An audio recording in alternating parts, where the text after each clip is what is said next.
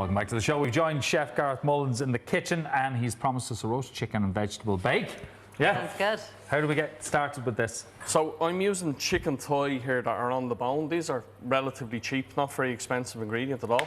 And you just asked me a question there about, you know, like what I cook when I'm at home and what I cook in work. I like to cook food at home that gives me loads of flavour and doesn't take too much time. And I think most people that do my job are the same.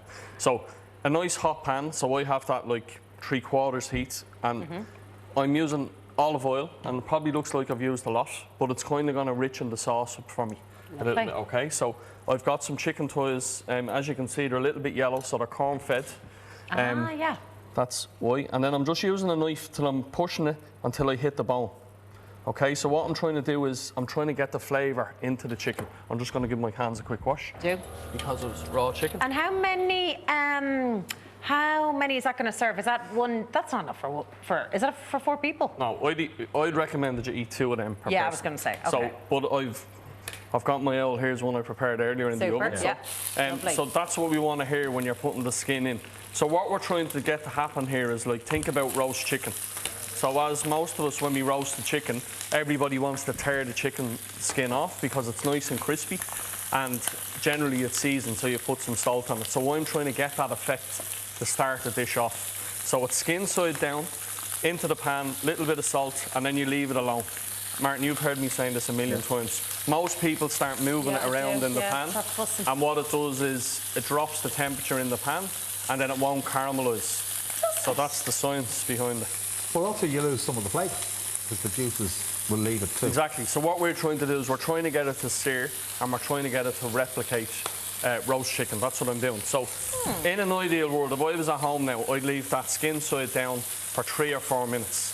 And when I know it was ready, when I turn it over, it will look like roast chicken skin. See, I'd be checking though, and that's where I'm Yeah, but it's okay. I mean, I'm not. not saying that like you won't set the fire alarm off or anything if you keep touching it. But trying, the biggest mistake that people make when they're cooking protein is they keep going to it and going like to with it. steaks, Yeah, always. steaks again on the barbecue, and then the meat starts sticking, and you're wondering why. It's because the meat hasn't caramelised, and a crust hasn't formed, and then a bit of the skin sticks to the pan. That's what happens. Also, when you're cooking 3 or 4 minutes fish. on a 3/4 heat. Cool.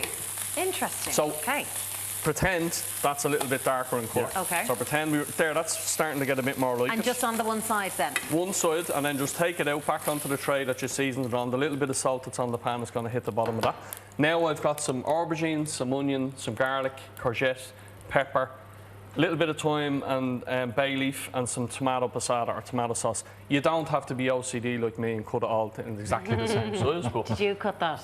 I actually did cut it. Did you actually? I did. Oh, good. I did. Because I always think chefs have a helper in the background that doesn't No, get call me credit. chef got near this today. This was all me. Okay. So same oil that you use for the chicken. Same oil. So what we're trying to do is we're trying to catch that flavour in the pan.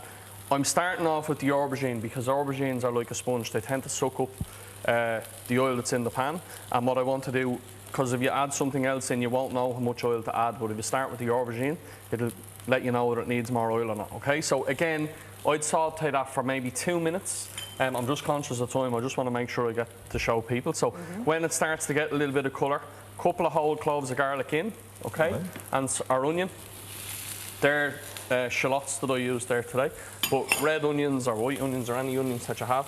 At this point, I'm going to add in a little bit of salt and a good twist of pepper. So what I'm trying to do now is I'm trying to build flavour into the dish. Okay, so this you'll see now in a minute, but when this is ready, it goes into the oven, and then I don't have any more chance to season it. And you're generous with the pepper even. I would always be reluctant. Okay. Oh, do you?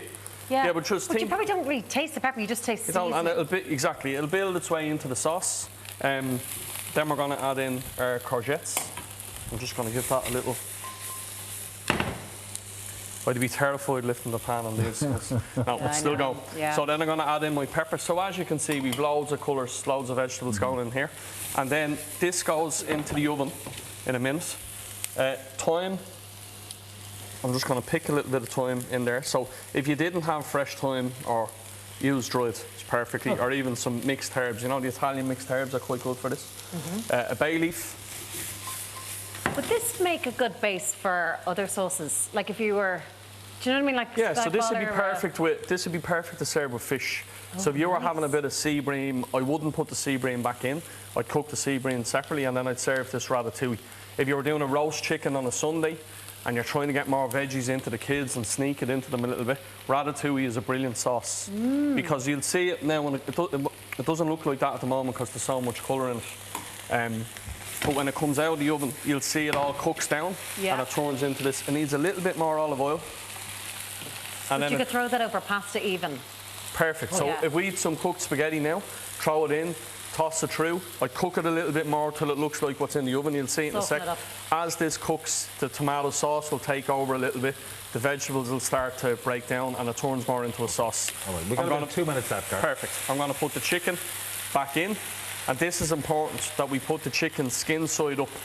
Because what I want to happen, I want the heat of the oven to hit the top of the chicken skin and it gives us that delicious roast chicken skin that we all love. Well, everyone in my house loves it. Yeah, so for sure. this then goes into the oven, no tin foil or anything, for about 25-30 minutes. Okay. Check your frying pan is oven proof. Thank you, Karen. Well, good show. Tony directing You don't want a plastic handle there. that. No. Yeah, exactly. So I've done it in a little. Oh, that's lovely. And as you can see now, the skin has gone really crispy. You can actually nearly hear it. And the sauce has gone, it's thickened up a little bit. So as you said now, I brought a little bit of mash to serve with this, but you could perfectly serve this with some spaghetti or some, I don't know, some penne pasta. Or, so I did say a one-pot wonder, and as I said it, I was like, they're going to call me out and having a second pot for the mash. We don't cake the mash. No, this was leftover mash from yesterday. You could buy the mash. It looks great. It looks great. While you're plating up, we've had plenty of text in because we were asking Gareth Brooks announcing that he's coming back to Ireland in September of next year. We're talking about 2014. Would you go? Wouldn't you go? I'm not a fan. I've talked about it before. Anyway, seems I'm not the only one. One lady says, like you, Martin, I'm not a fan of Gareth Brooks. I'd rather do 4 hours of ironing than endure one of the concerts. Wow. I'm sure he's a good entertainer, but he's just not my taste. And we hate ironing. Read a few more there. I'm having a technical difficulty. John Artane, on the other hand, says I was due to go to 2 out of the 5 nights in 2014. Fingers crossed I get tickets next week. Chris in Kildare saying I've seen Gareth every time he has been in Ireland. I'll do my best for tickets for these shows. It's great he's coming back, but he should play down the country instead of Croke Park. That's a good point, Chris. All right. So how are we doing over there? So we're done. I just like to finish this dish with a little bit of extra virgin olive oil because I just like the pepperiness. And then we've got our roasted chicken thigh with some mash and ratatouille. Okay. So, Wow. Okay. Oh, that looks gorgeous. That is all we have time for tonight, folks. Thank you to all of our guests, to Gareth, for this delicious dinner as well. Tomorrow's gearing up to be a great show with top TV personality and chef Clodagh McKenna. You know, she lives in Downton Abbey, that woman. I've heard. Oh, yes. Hi, Claire. I'm sure she'll be talking about that too. She'll be here tomorrow, 6 o'clock. See you then. Bye-bye. Bye.